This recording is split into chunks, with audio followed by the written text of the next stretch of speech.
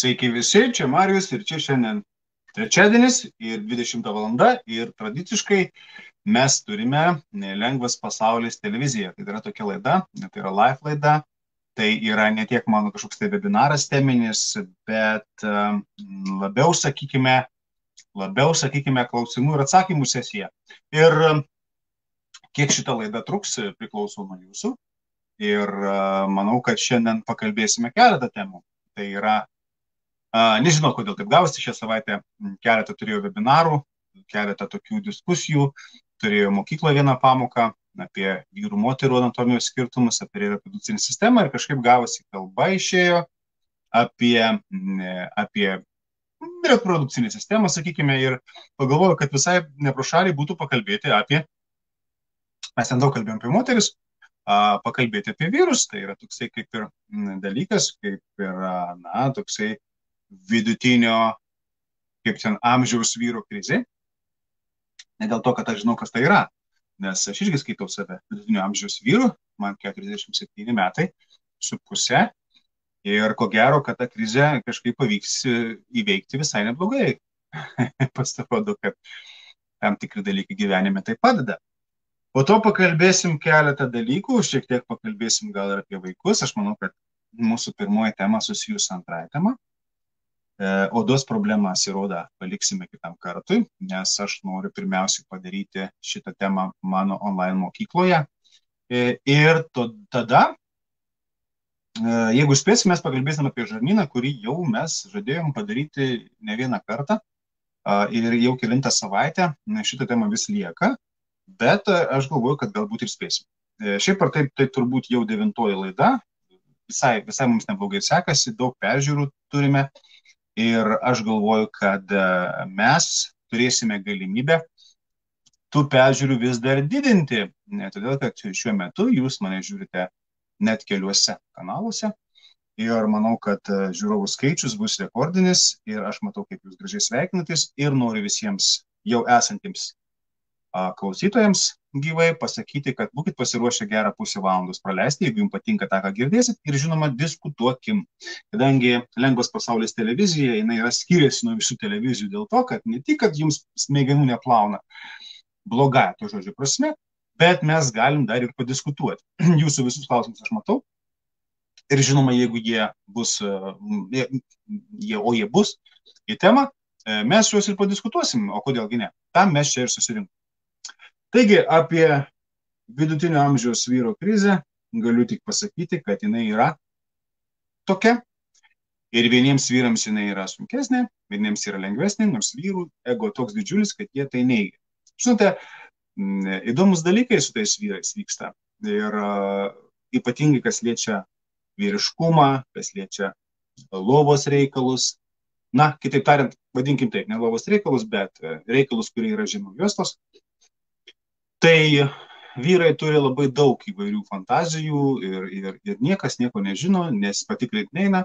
Mokslas irgi įvairių, kaip mokslas, tas oficialusis, tas mokslas, kuris daro kažkokius tyrimus, matavimus, irgi kaip sakyti, ne visada adekvatus ir tikras.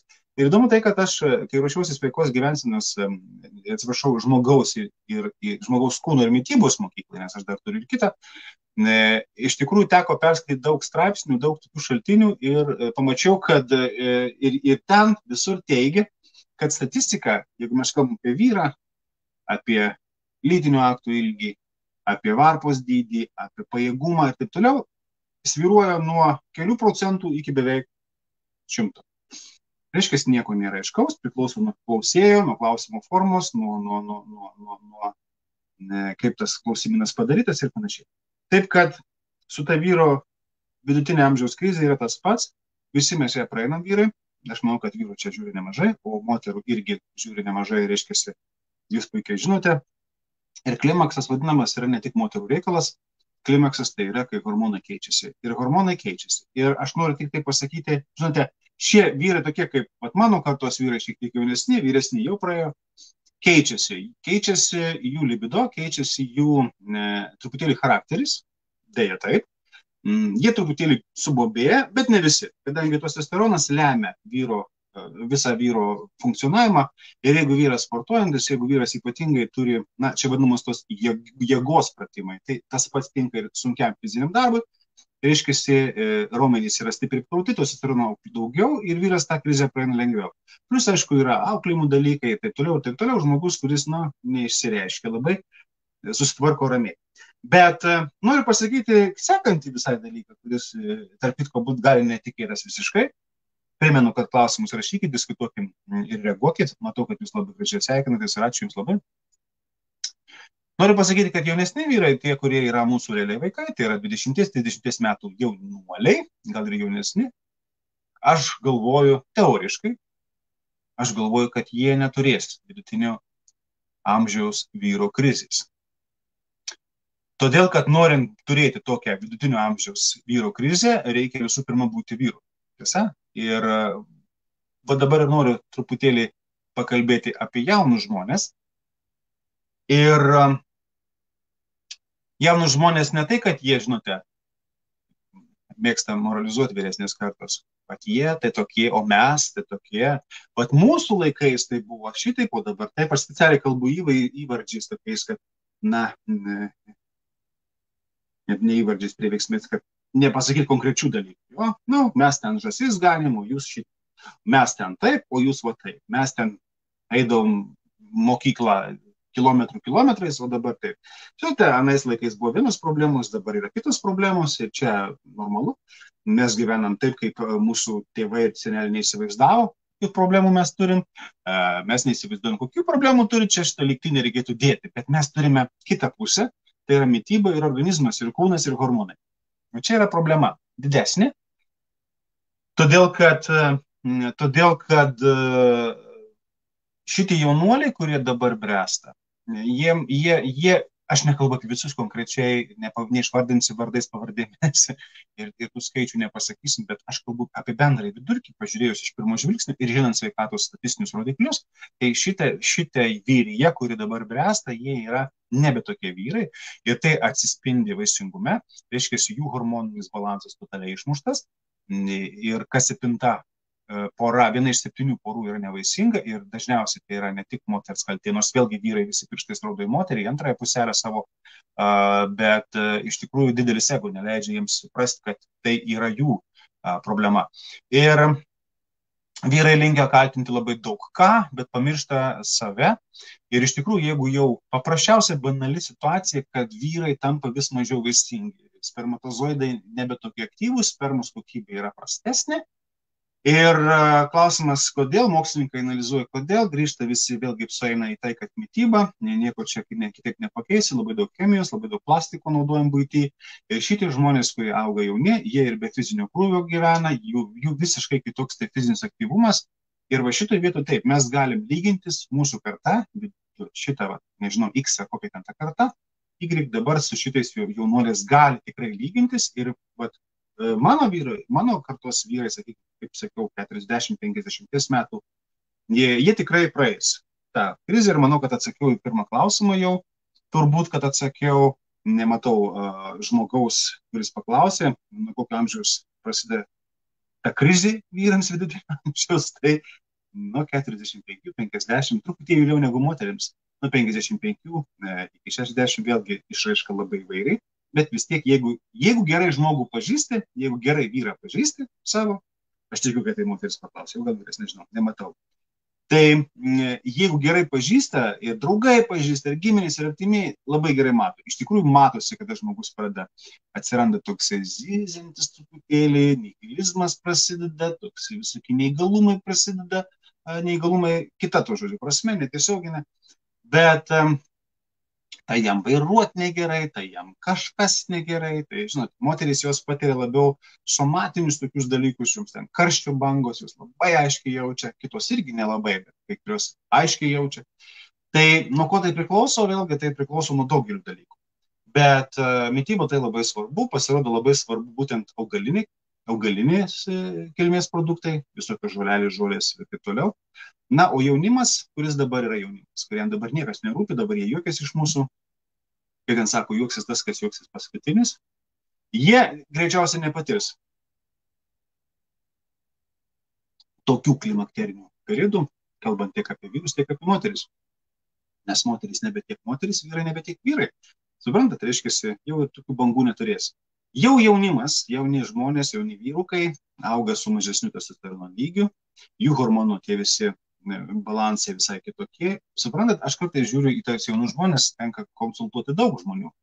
Tai tie jauni žmonės, jų tiesiog atrodo, kad, banaliai prasme, mėsa ir kaulai yra kitokie, tarsi minkštesni kažkokie, tarsi tokie labiau patežę. Jeigu jisai ateina žmogus jaunas su viršsvoriu, jam labai sunku numesti. Aš daug mačiau tokių vyrukų, jaunų, kurie ateina akivaizdžiai su vidiniu nutukimu, kur yra, kriaušės formos vyrai, pečių juosta siaura, pilvas nukaręs, klubai platus, šlauniai storos, klubai stambus. Ir jam svorį numesti tokiam vyrukui labai sunku. Žinoma, sportuojant ir visą kitą, kantrybės 2-3 metai, viskas susitvarko. Deja, jiems kantrybės neužtenka, nes ir vėl iš šitoje vietoje vyriško tokio užsispyrimo nėra. Va, nuostabu, kad tu toks atviras, man rašo Rasa.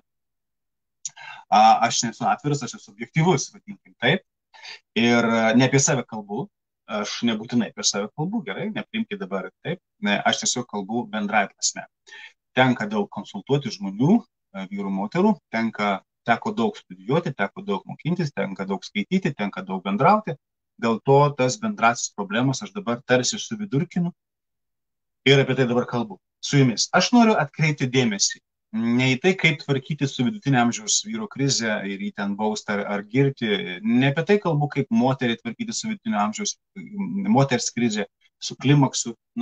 Jinai kitaip vadinasi, ne krizė vadinasi, vyrams krizė, bet tai pavadino šitą krizę būtent moterys, nes joms tai atrodo kaip krizė, o vyram tiesiog norisi pateisinti save, ieškoti nuotykių, eina pasižinesnės, nes jau su savo tradicinė nelabai kas išeina, aš tiesiog sakau, kaip yra, vidurkiškai. Jo? Ir šitie jaunieji žmonės, vėl grįžkim prie jaunimo, jiems yra sunkiau, jiems bus sunkiau, tačiau iš tos pusės teoriškai mąstant, jie tuos visus periodus greičiau pasieks ir net nepajus. Bet čia nieko gero iš to nėra, kadangi su tokia organų struktūra, su tokia skeleto struktūra, su tokia hormoniniu balansu, jiems žymiai greičiau ateina senėjimas. Ir osteoporozės, visi tie dalykai bus žymiai greičiau. Ir žinote, labai skaudi naujiena yra ta, kad aš čia to įvardinsiu, tokia toks skaudi frazė, bet vėlgi priminsiu tie, kurie žiūrite, žiūri visai nemažai žmonių, kad jūs galite rašyti drąsiai klausimus, nebūtinai susijusius su tuo, ką aš dabar šneku. Kas jums rūpi, tai rašo. Mes labai greitai mokam temą pakeisti. Tai skaudi žinia turbūt ta, stipri žinia ir skaudi žinia, kad mes su savo gyvensena, su savo labai keista psichologija, šiaip žmogus visada buvo bandos gyvūnas ir visuomeninis toks gyvūnas.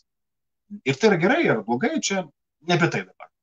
Tačiau tai iš dalies yra labai lengvai valdomas gyvūnas, tai bendruomeninis gyvūnas, labai lengvai valdomas gyvūnas, nes nori patikti, nenori būti atstumtas. Ir šitoje vietoje labai lengva manipuliuoti tą tokią sąmonę, kuri tampa staiga bendroji sąmonė ir bendroji elgesio norma. Ir tokiu būdu labai lengva manipuliuoti. Ir mus taip numanipuliavo, kad mes pradėjom valgyti šlamštą, tiesą sakant, ir man labai patinka frazė ir aš ją kartoju, kad reikia dabar jau atskirti maistą ir valgį. Maistas tai yra mums tas, kas reikalinga mūsų ląstelėms. Tiesa, visi mikronutrientai, tai yra vitaminai, mineralai, tai yra makronutrientai, aminų rūgštys, tai yra baltymai, kitaip tariant, riebiosios rūgštys, angliavandeniai, skaidlos mums be jokios abejonės reikalingos, vanduo reikalingas, šiek tiek režimas reikalingas, nes reikia mokėti pailsėti ir taip toliau.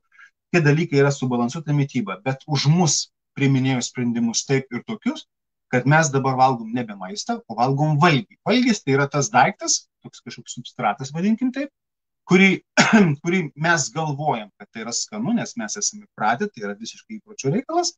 Jis yra valgomas, tai reiškia, jis mūsų nenužudo greitai ir kokia jo vertė realiai niekinė. Ir yra tokių produktų, tokių valgių, kurių vertė yra nulinė absoliučiai.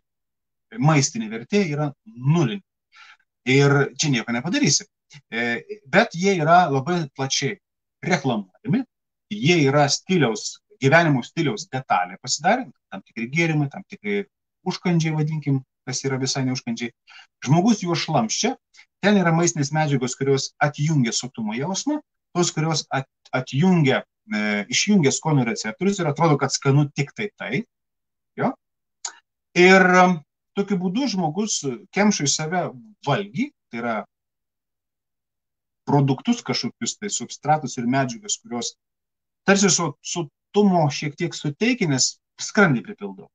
Greitai nenužudo, reiškia, viskas gerai, po to prasideda problemos labai rimtos.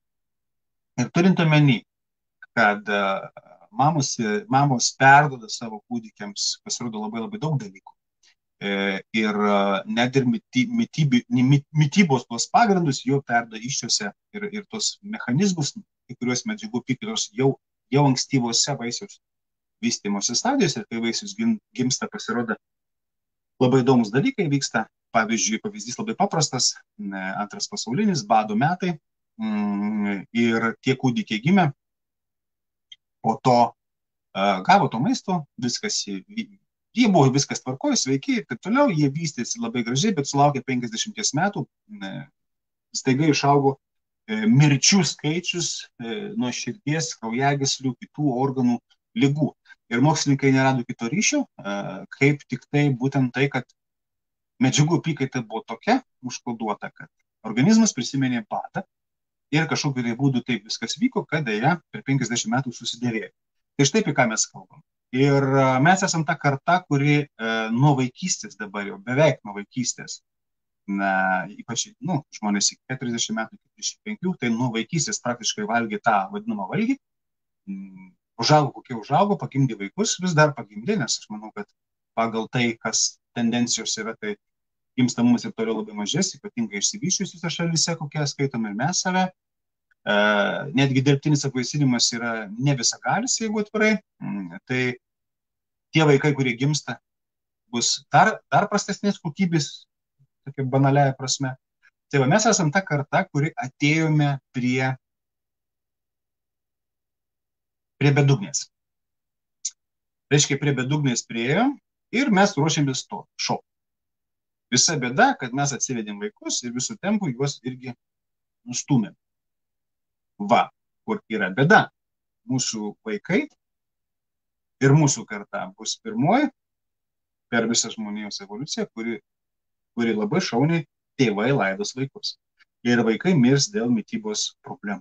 Štai va tokia skaudžioji mintis.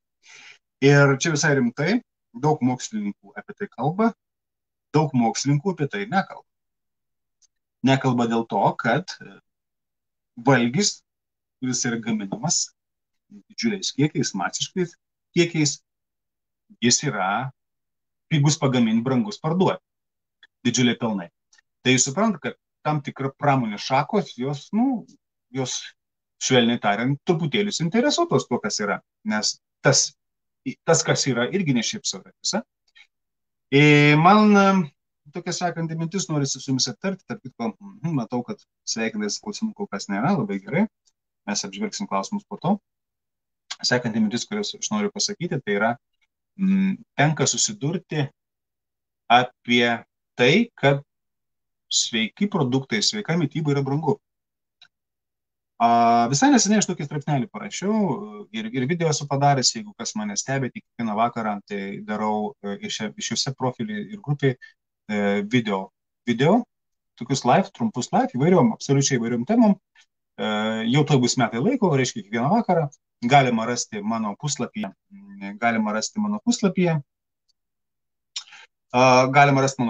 Tuos video blogus, straipsnius ir kitokią informaciją puslapyje lengvaspasaulis.lt. Tai ten esu visai neseniai kalbėjęs ir dėl to noriu tik pasikartoti, kad jokių būdų sveika mityba ir sveiki produktai nėra brangu. Aš pats asmeniškai laikausi nuomonės ir dabar tikrai pasakysiu asmeninę savo nuomonę, kad man atrodo, kad man asmeniškai, kaip negaliu sakyti nesveika arba sveika, sakykim taip, nediferencijuokim, bet tokia neatsakinga mityba, kai už mane kažką nusprendžia, aš visiškai nedėkočiai ir neatsakingai rinkčiausi produktus, tai jinai man yra per brangi. Nes pagalvokime, kas yra brangu. Labai būtų įdomu pamatyti jūsų nuomonę ir diskusiją, ar brangu sveika mityba. Ar jūs bandėt laikytis sveikos mitybos, subalansuotos mitybos? Kiek kainuoja sveikesni produktai? Nes mano manimu, visiškai turbūt sunku būtų paneigti mano manimą, kad mityba, kokia jinai bebūtų, vis tiek kainuoja. Nuvažiuoti į greito maisto tą vadinamą restoraną, iš tikrųjų tai yra šėrykla, nes restoranais ten toli gražu tai ne restoranai, bet visiškai neseniai teko važiuoti per miestą, kadangi restoranai, pizzerijos visokios uždarytos, tai žmonės didžiulėse eilėse laukti automobiliuose prie to greito maisto restorano. Nesakysiu, koksai, ne mano reikalas. Nekreipiu dėmesį, tai sakyti. Bet į eilę atkreipiu dėmesį. Ir supratau, kad žmonės iš neturėjimo ką veikti, daugiausia, aišku, jaunimas, be jokios abejonės, nes tai yra jų gyvenimo ir stiliaus detalė, jų gyvenimas ir stilius toksai yra. Su draugais, jie pasibendraudami, palaukdami eilėje, niekur neskubėdami, daro užsakymą, išvažiuoja, kažkur sustoja, degalinė, žodžiu, valgau, kaip sakyti, jie taip supranta. Ir jie kažkaip, nemanau, kad už dyką gauna tuos dalykus. Akcijos, ne akcijos, čia kas kita. Nes lygiai taip pat akcijos ir kainos ir įvairių dalykų yra ir sveiki produktai. Kas yra sveiki produktai? Na, suprantat, yra kai kuriuose parduotuvėse tokie skyreliai, įvairiai vadinami, žalieji skyreliai, eko, bio, ir panašiai. Tai tie produktai, kurie ten yra, jie be abejo yra šiek tiek brangesni už tos, kurie ten nėra, vadinkim taip.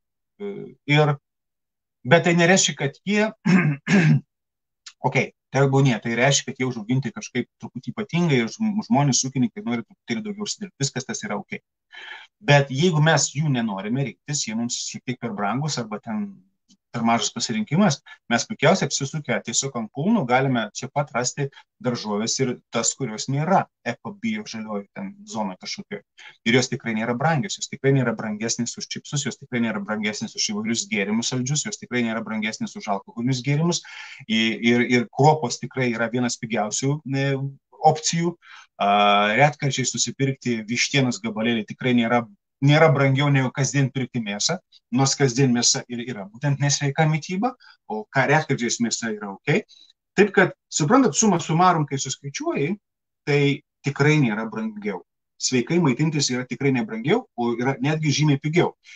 Kita vertus, neraginsiu jūsų padaryti tokį socialinį tyrimą, bet akį užmest, kodėlgi neužmetus akį. Kai stovės eilėje, jeigu vis dar stovite eilėje, jeigu ten susiformuoja kažkokia eilė, nežinau, partuos dar leidžia užėjai, pažiūrėkite mandagiai, nestebėlėdamiesi, bet ramiai pažiūrėkite, kas yra prieš jūs sudėta, ne jūsų prekės, bet prieš jūs stovinčio žmogaus prekės ant to kasos juostos, to diržo, ta kelio, kaip jis vadinasi.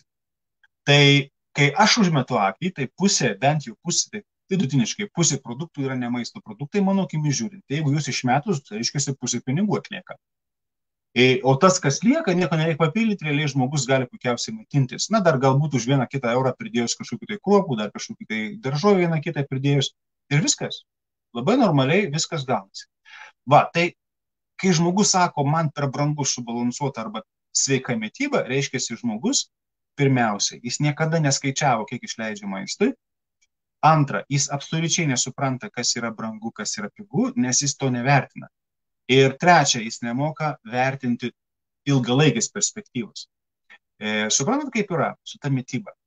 75% mūsų sveikatos ir savijautos tiesiai šviesiai, tai ne mano žodžiai, o taip yra, pripažinta visuotinai, priklauso tik tai nuo mūsų pačių. Tai yra nuo to, ką mes valgome. Tai jeigu 75%, tai visai nemažai, tai beveik viskas. Ir įdomiausia tai, čia vėlgi žmogaus psichologija, kad jeigu aš dabar, ne aš, bet kažkas, tas kitas, iš vakaro prigers degtinės, privalgys cepelinų, jiem kitą dieną bus blogai, bet trečią, ketvirtą dieną jis bus visiškai normalu. Reiškia, sveikatai kažkokio tai poveikio kaip ir nebuvo. Išsipagirėjo žmogus, atsigavo ir viskas gerai. Net jeigu be alkoholio, sakykime, kažką labai sunkiai privalgius, ten kažkokių rūkytų, prikimšus balius kažkoks, tai privalgė žmogus tiek, kad jau ten paleido vidurius jam Jis žiūrėk, praeina 2 dienas, 3 dienas, jis atsigauna ir pamiršo, kaip buvo. Vėl gerai, viskas tvarkoja, čia išsivalė, čia patuštėjo, kvėpuot atsirado, pasidarė lengviau ir taip toliau, ir taip toliau. Ir žmogus sako, okei, o ką, aš galiu vieną kartą į savaitę, negaliu pavalgyti, aš galiu sau leisti. Žinoma, gali sau leisti. Tačiau šitoje vietoje vėlgi veikia masto ekonomika. Maži dalykai paskui išeina į didelius. Ir kiekvieną dieną taip gyvenant, kiekvieną dieną nesilsint, pavyzdžiui, galiausiai po kažkiek tai metų išsivystys išsekimas depresija. Kiekvieną dieną valgant kažką nelabai teisingai, nepusryčiaujant arba vakarieniaujant neteisingai, po kelių tai metų, po 14 metų, po 20 metų sutriks sveikata. Ką darysim tada? Įsivaizduokim, dabar mums nerūpi, tarkim, man dabar yra 47 metai, man dabar nerūpi ir po 60 metų man sutrinka sveikata. Visom prasmėm. Širdis, kraujagyslės, diabetas galbūt, viršsvoris, sąnariai sudyla, nežinau. Autoimuninės kažkokios problemos prasideda. Visiškai nesvarbu, dabar ne apie tai kalba. Ir ką toks žmogus daro? Toks žmogus natūralu visiškai atiduoda savo sveikatą, savo tuos visus problemas ir reikalus specialistams. Šiuo metu konkrečiai specialistai yra labai užsiėmę kitais reikalais, tai jau pagalbos negausite, tai dėl to šiuo metu yra ypatingai didelis dėmesys turi būti jūsų sveikatai ir ypač jeigu jinai yra pašlijus. Kita vertus, specialistai su visa pagarba jiems, jie negali mums padėti. Absoliučiai niekaip. Išrašys vaistų, kiek jums vaistų reikia? 1, 2, 3, 5, 10, kiek jums vaistų reikia? Tiek ir išrašys, jokių problemų. Kiekvienas vaistas sukelia pašalinės reakcijas, kiekvienas sekantis vaistas bando ištaisyti tas pirmojo ir antrojo, trečiojo vaisto pašalinės reakcijas, reiškia, kadangi gydymas grynai simptominis, vienas vaistas, reiškia, vienus simptomus mažina, kitus sukelia, tada kitas vaistas tuos gydo, trečius sukelia, ketvirtas vaistas trečius gydo, penktus sukelia, žodžiu, ir taip užburtas ratas, kuo daugiau vaistų, tuo prastesnė sveikata. Pinigai kainuoja.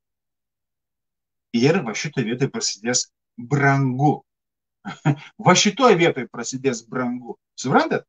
Kažkaip mes pensiją dabar kaupiam, tikėdami, kad kažkada gausim. O va dabar investuoti truputėlį į sveikatą mes kažkodėl nenorim, nes galvojam, kad sveikata yra ne mūsų reikalas ir ten bus mums grąžinta kad nors. Deja, ne. Šitoje vietoje liūdna žinia. Ir dar negana to. Vaistam pinigus leis. Mes galim galvoti, kompensuojami valstybės yra, bet žiūrėkit, kai kompensuoja valstybė, aš kiek kartą esu girdėjęs, esu dirbęs tokį darbą, daug turėjau reikalų su vaistinėmis ir apskritai su gydytojais, su ta visa medicina. Kiek kartų skundžiasi žmonės, verkia dejuoja, kad negerą vaistą kompensuoja, gerą nekompensuoja, negerą kompensuoja, neveikiant. Vėlgi šitoje vietoje mes nesigilinsim, kaip ten yra, čia ne mūsų reikalas, čia yra, kaip ten, skęstančių gelbės yra pačių skęstančių reikalas, reiškia, tai yra ligonių, vargšų žmonių ir farmacininkų, gydytojų reikalas, ne mūsų. Bet iš kitos pusės nenorėkime tapti vienu kažkurio iš jų. Gydytojais ir farmacininkais visi netapsim, bet trečiuoju asmeniu, kuris už viską moka, tikrai galime greitai labai tapti. Ir tai taps mūsų reikalo. Tai aš tik noriu pasakyti, kad kompensavimą, bet sveikata dėl to neatsiranda. Suprantate? Sveikatos dėl to neatsiranda. Yra liga, yra problema, yra vaistai. Ir viskas. Sakinys iš 2 dalių. Yra liga ir problema bei vaistai. O kurioje vietoje čia sveikata? Šitam sakinyje žodžio sveikata, gera savijauta nėra. Nes sveikatos ir geros savijautos nepataiso, negrįžta. Čia yra dėja ne tas organas, kurį galima kaip donorystės metu jo atveju pakeisti. Transplantacijos nėra, būti negali. Nes nepamiršim, kad ne tik sveikata bjūra, bet bjūra ir psichologija, ir savijauta, ir mintys, ir apskritai daug labai kas, žodžiu, dingas ratas, žmogus sugriūna. Ir nelaimingas gyvena, nors viskas būna labai brangu. Bet apie tai reiktų pagalvoti dabar jau, nes mes atėjome į tokią situaciją, kai mes esame prie bedugnės krašto, prie prajos krašto. Ir stumėme ją savo vaikus, aš jau minėjau, ir vaikai bus tie, šį kartą vaikų bus ta, kur laidus ją tėvai. Tai visai liūdna, ne? Ok, matau, klausimų atsirado. Leiskite, aš truputėlį akis nusuksiu į tuos klausimus ir pasižiūrėsiu, kuris šitas man labai patinka. Žmonės vadovaujasi stereotipais, kad sveikai maitintis yra brangu, bet neįtvertina, kaip brangu gydymas ligų ir nesveikos mitybos. Ką tik tai aš ir kalbėjau, ačiū, kad pritarėt, gaila vardo nematau, tikrai nuostabus argumentas ir iš tikrųjų žmonės vadovaujasi stereotipais. Ir stereotipai yra be galo gajus. Jūs nepatikėsite, kokie gajus stereotipai. Ok, va čia man patinka šitas labas Raminta, ačiū už komentarą, fantastiškas komentaras, tikrai nebrangu ir skanu ir plus matau žmogus padarė pokyčius ir 15 kg atsikratė per 3 mėnesius. Tai yra įspūdingas rezultatas, jeigu atvirai, tikrai įspūdingas, sakyčiau, toksai, kurį tikrai ne kiekvienas gali pasiekti ir nebūtinai mums kiekvienam tokio siekti. Tai labai džiaugiuosi už Ramintą, tu šaunuolė ir jeigu jau tu įvertinai ir tu pamatai, aš manau, kad jau šitoje vietoje tau stereotipai negalioja. Kažkas, reiškia, pavadino greito maisto tas šėryklas ir jo, eilių ten nėra, taip yra kaip yra. Taip. Dar vienas komentaras, vėlgi vardu nematau, galvojau, kad brangu. Ką, aš atkreipiu dėmesį, mes visi galvojam, kol brangu, mes visi galvojam, kad sunku, kol nepabandom, mes visi galvojam, kad brangu, kol nepabandom, mes visi galvojam, kad neįmanoma, kol tampa įmanoma, dėja taip yra. Labai daug žmonių, mano klientų taip pat, arba žmonių, kurie netapo mano klientais, dėl to, kad jie atėjo, jie kaip ir norėtų svorį mesti, bet netiki, ir galvoja, kad tai labai labai sunku ir neįmanoma. Žinote, yra tokie psichologinis niuansas. Jeigu žmogus galvoja, kad neįmanoma, jis teisus. Jeigu žmogus galvoja, kad įmanoma, jis taip pat teisus. Žmogus visada teisus. Taip, kaip jis nuspręs, taip ir bus. Vienareikšmiškai ir 100%. Ačiū labai už šitą komentarą. Taip, šitas komentaras irgi labai tinka, mums į temą aš irgi noriu parodyti, labai apgailestauju, kad vardu nusimato, vis tiek ačiū Jums labai. Šičia mama labai svarbu vaidmenį iš tikrųjų šeimoje vadina mama. Tėvai. Nes pasirodo, mes atsinešam genų rinkinį, tai yra faktas, visiškai tai yra teisingai, mes atsinešam genų rinkinį. Ir tas genų rinkinys, jisai mums yra labai svarbus. Tačiau, jeigu mes paimsime labai paprastą situaciją, aš ką tik paminėjau, kad 75% mūsų sveikatos ir savijautos priklauso nuo mūsų pačių. Nuo genų priklauso apie 8%.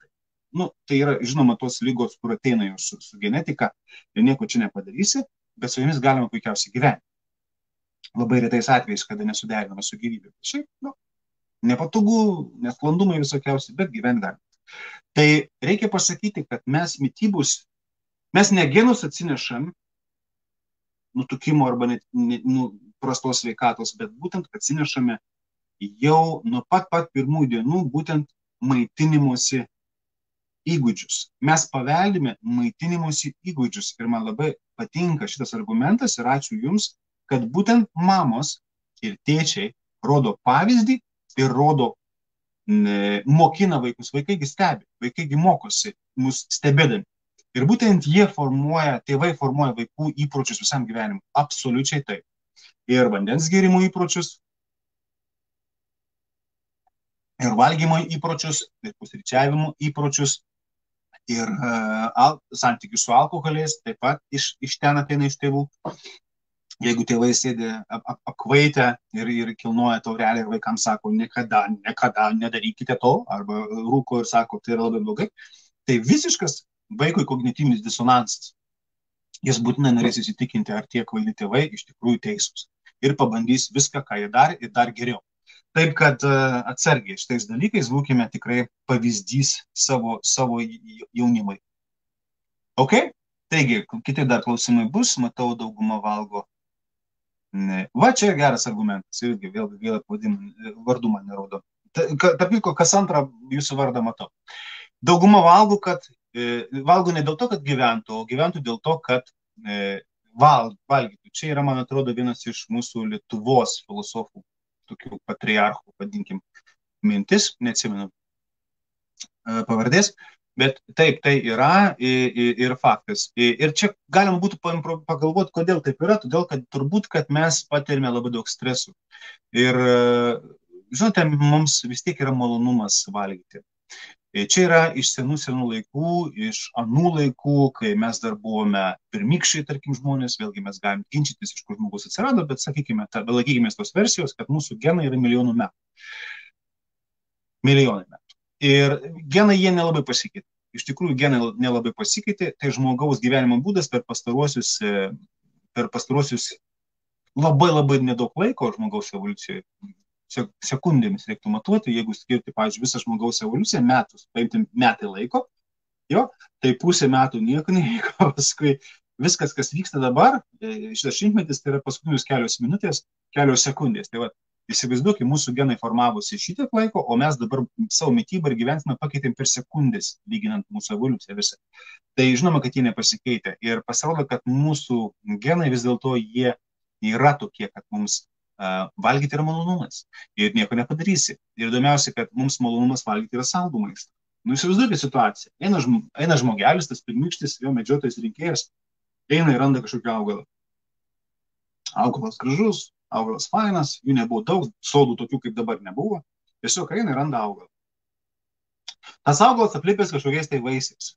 Ir nežinai, kokie tai vaisiai. Geri, negeri, nuodingi, nenuodingi. Dabar tai augalų nedaug liko ir gyvūnų liko nedaug, kiek teko man, jeigu aš teisingai atsimenu, per dieną 300 rūšių išnyksta. Jų yra milijonai, bet po 300 išnyksta kasdien. Nu ką padarysi? Yra kaip yra. Kažkaip tą procesą reikėtų stabdyti. Gal tai normali evoliucija, bet. Tai va, tada tų augalų buvo visokių ir daug ir žmogus suradęs tokį vaisių, jisai gražus ir visa kita. Kas yra gražu, mes dabar irgi nežinom, kas ten buvo jam gražu, bet jisai turėtų paragauti. Ir paragauti yra viena, o suvalgyti yra kita. Ir suprant, kai tau 50-50 naudingas arba nenaudingas, tai kaip tu nuspręsi, ar galima valgyti ar negalima. Pasirodo, kad įsivystė mūsų evoliucijai toksai jutimas, tiesiog susipažinimas, požymis, nežinau kaip pavadinti, kad jeigu maistas vaisius yra saldus, tai jis dažniausiai būna nenaudingas. Jeigu vaisius būna karstelėjantis, tai dažniausiai būna naudingas. O taip žmogus ir išmoko. Ir įsivaizduokite, žmogus eina, randa medelį kažkokį. Nu, kažkokia pirmykštė obelė, pirmykštė slyva, manga, aš nežinau, kokie ten toje Afrikoje augo tie augalai. Jisai pasiima tą vaisių, nu jisai saldus. Reiškia gerai. Saldus reiškia gerai. Valgo saldžiai, kemša į save, kiek tik telpa. Kodėl?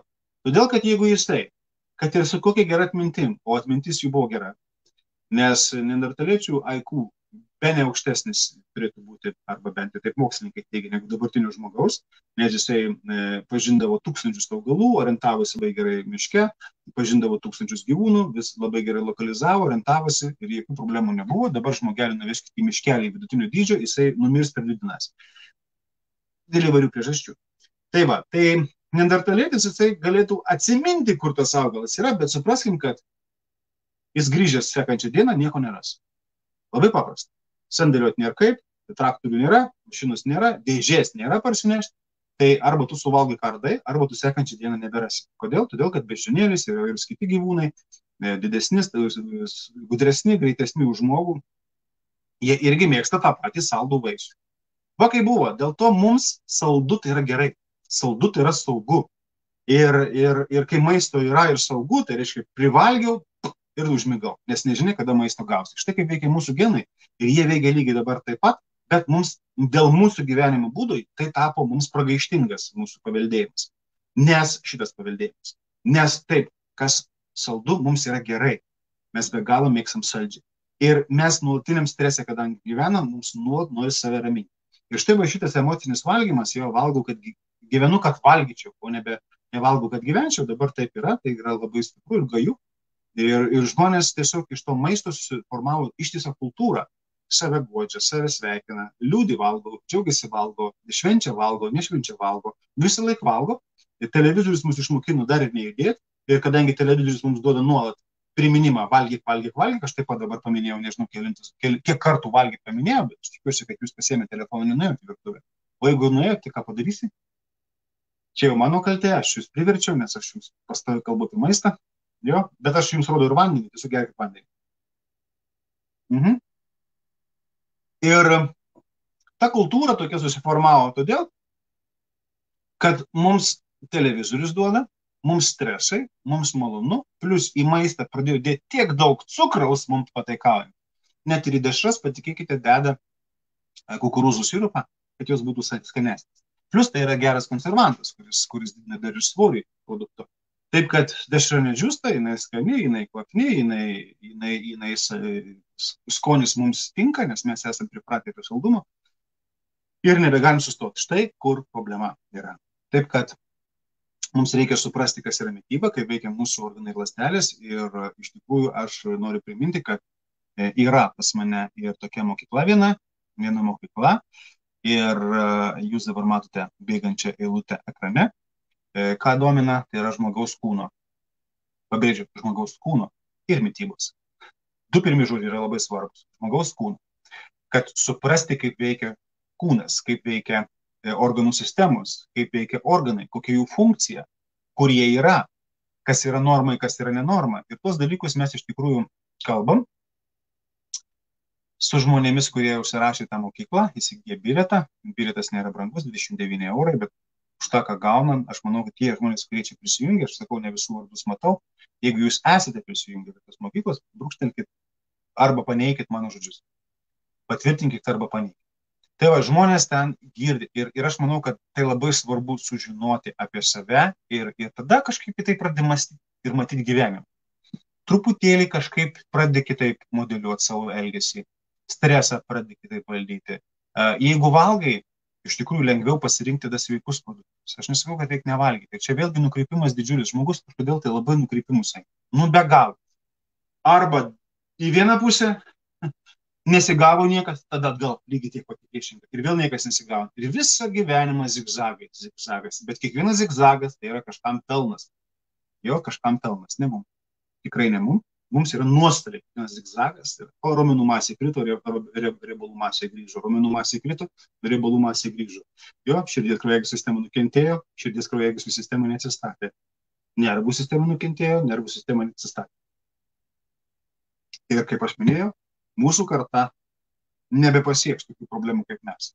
Jiems netaip skaudės, jie neturės tokių problemų, jie sirgs visai kitom ligom, jiems medicina bus visiškai kitokia, o aš kviečiu grįžti. Grįžti žingsnį atgal, didelį žingsnį atgal. Ir maistas turi tapti vaistas. Neparašyti tokios frazės, kad maistas turi būti vaistas, jo, o vaistas turi būti maistas ir panašiai. Tai iš tikrųjų taip ir yra, todėl kad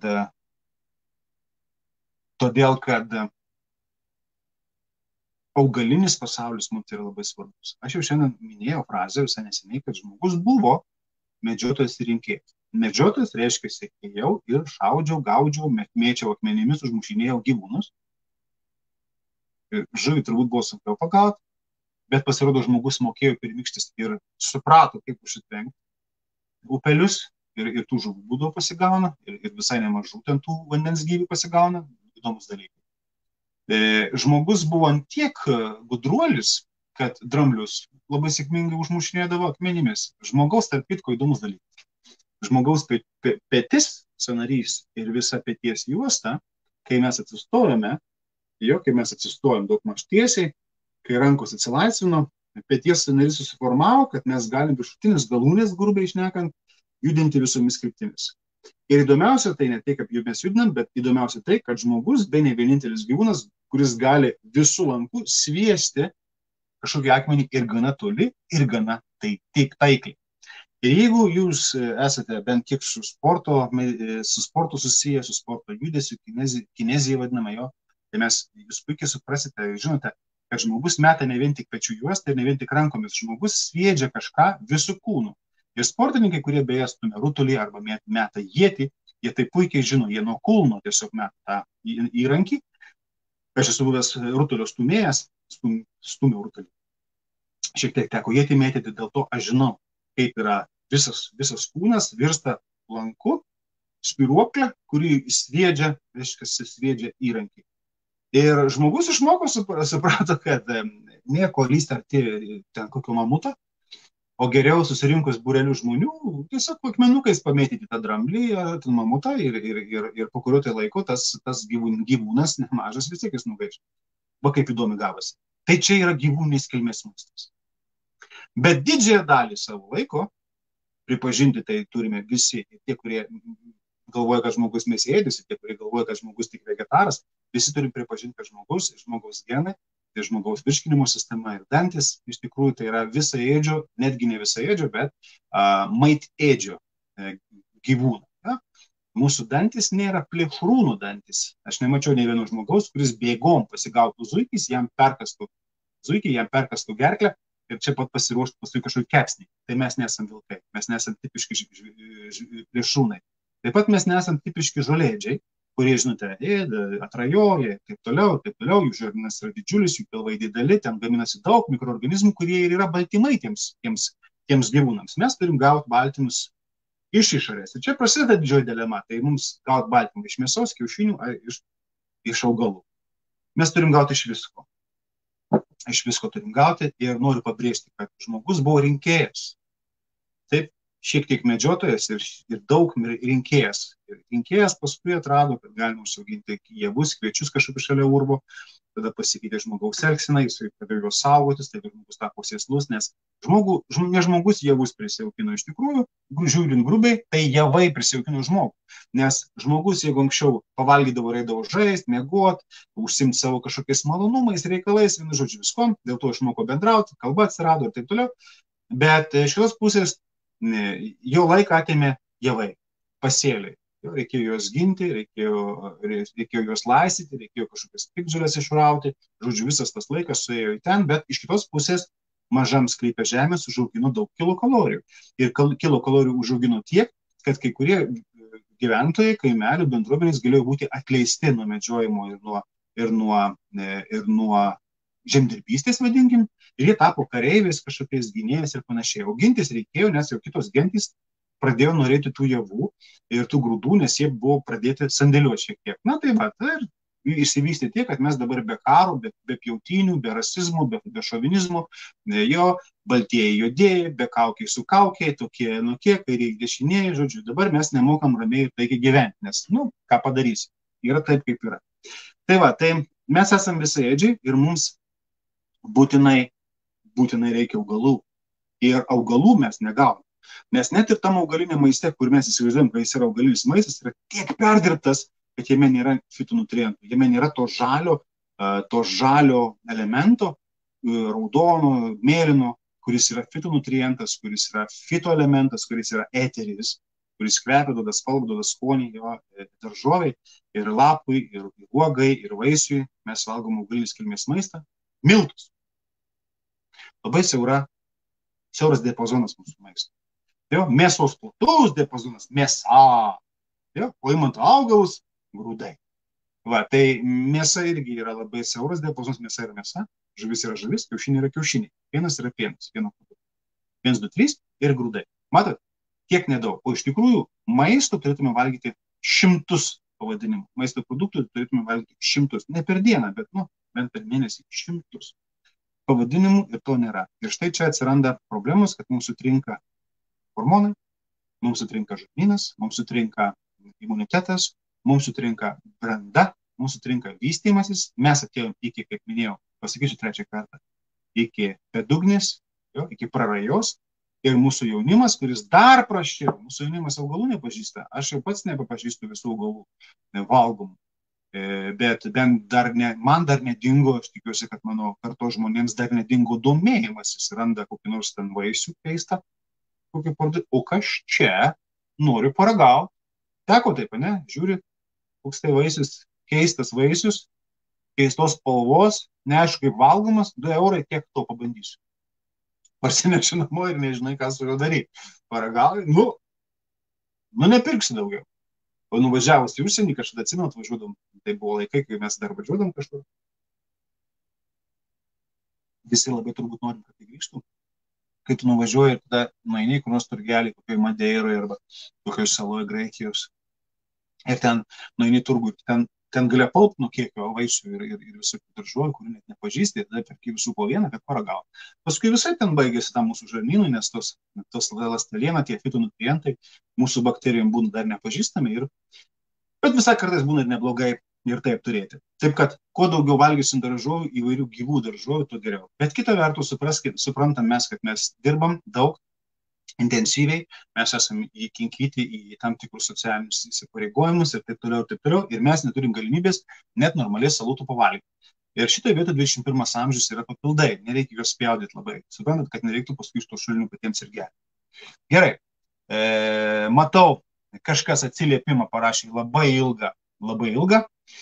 Nematau vardo žmogaus, net ir aš pats nesimatau per tą pranešimą, bet aš jį noriu parodyti, dėl to, kad esu be galo dėkingas už tokį puikų atsiliepimą. Čia yra puikia reklama ir aš tada tą reklamą ir pasireklamuosim, tiesa. Super mokykla, visos pamokos žmogaus kūno mitybos mokykloje yra be galo įdomios, naudingos. Marijus Sėdėtis, tai čia aš.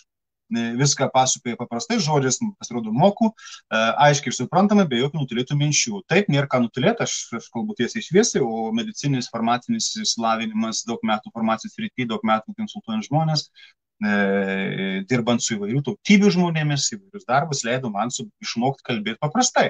Tai dėl to labai džiaugiuosi. Ir žmonėms neturinčiams medicinių išsilavinimų, bla, bla, bla, viskas labai įdomu ir aišku. Atveria suvokimą, kaip žmogaus funkcionuoja kiekvieną dieną. Ačiū už tokią galimybę, ačiū už reklamą. Nuostabų žodžiai. Aš labai džiaugiuosi, kad matyčiau vardą, tikrai padėkočiau. Dar vienas žmogus klausosi paskaitų pamokų, irgi vardo nėra, nes nesuprantu, kodėl Facebookas nerodo, bet klausiausi pamokų apie žmogaus kūną, tikrai labai įdomu, vertinga, ačiū. Tai jums ačiū už reklamą. Na va. Ir mes turėtume prieiti prie žarnyno ir aš eilinį kartą žarnyną atidėsiu kitam trečiadienį. Ir aš pažadu jums, aš tikrai pažadu jums, kad kitą trečiadienį mes iš karto nuo pat prisijungimo į eterį. Dar vienas žmogus, manau, kad irgi reikia parodyti, vardo nėra, labai atsiprašau, mano vardas yra užtat Marijus Sėdėtis, nebūsiu kuklus, kalbu suprantamai, reiškiasi suprantamai, išdėstau, ačiū jums, viskas gerai, ačiū labai. Žodžiu.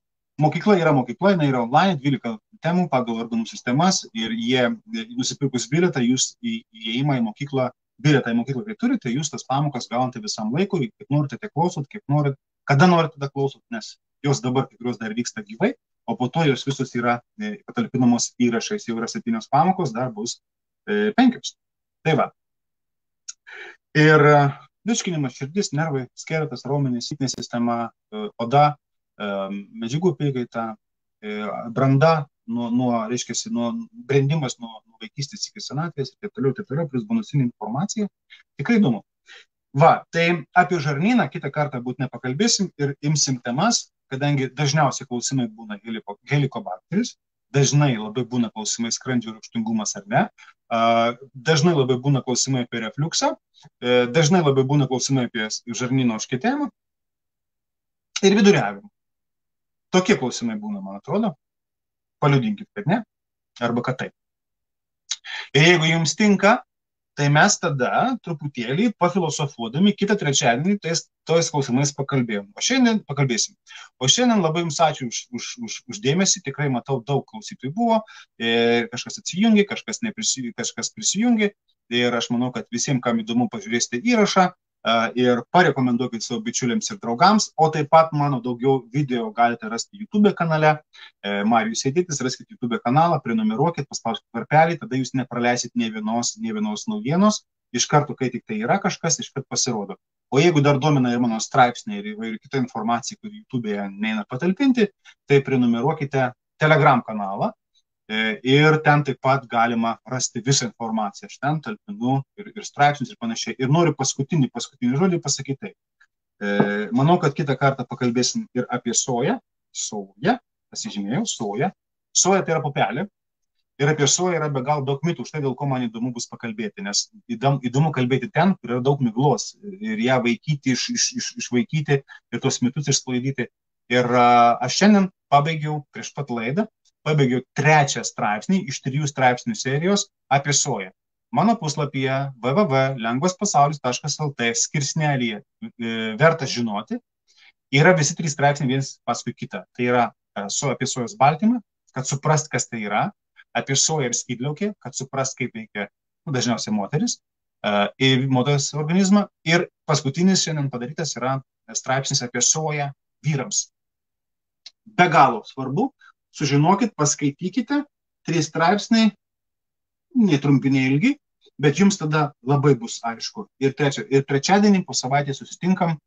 Iki malonaus.